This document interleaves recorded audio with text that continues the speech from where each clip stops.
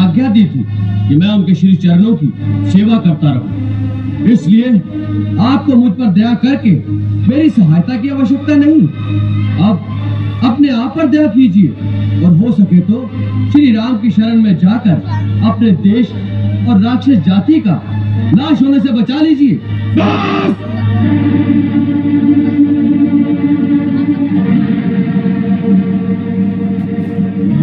बहुत हो चुका ये प्रलाप। मतिमंद, तूने रावण की शक्तियों को नहीं पहचाना। हमारा हाथ खड़क की ओर जाता है तो आकाश में लोकपाल भय से कांपते हैं।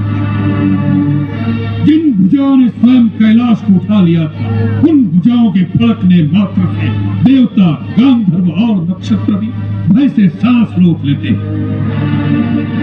तुम्हारी सेना में ऐसा एक योद्धा तो बताओ जिसके साथ युद्ध करने में रावण को आनंद मिले। आपने सत्य कहा, हमारी सेना में ऐसा कोई नहीं जो आपसे लड़ने में शोभा पाए। नीति कहती है कि प्रीति और बैर बराबर वालों से ही करना उचित है।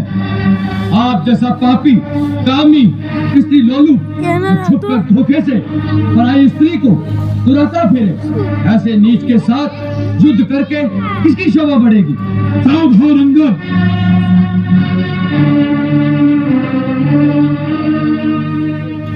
ये मत समझो कि तुम दूध बनकर आए हो इसलिए कुछ भी कहो हमारे हाथों बचे रहो।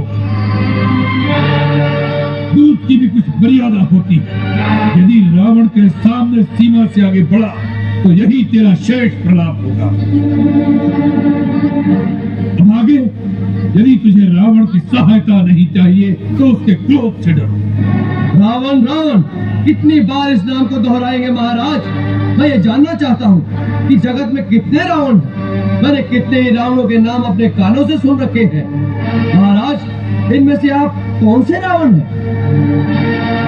एक रावण तो मैंने सुना है कि वो राजा बाली को जीतने पाताल में गया था। वहाँ बच्चों ने उसे घुड़साल में बांधकर बहुत पीटा था। तब बाली ने ही उसे दया करके छुड़वा दिया। और एक रावण के विषय में मैंने सुना है कि सहस्त्रबाहु ने एक जंतु की भांति कीड़ा समझकर पकड़ लिया था। तब पुलस्त मुनि ने उसे छुड़वा लिया था।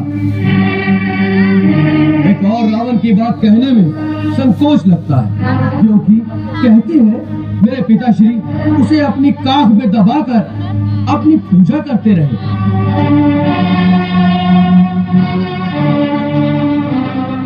ऐसे ऐसे वीरों में से आप कौन से रावण हैं महाराज? मूर्ख, हम वही बलवान रावण हैं जिनकी भुजाओं की लीला कैलाश पर्वत जानता है। हमारी शूरवीर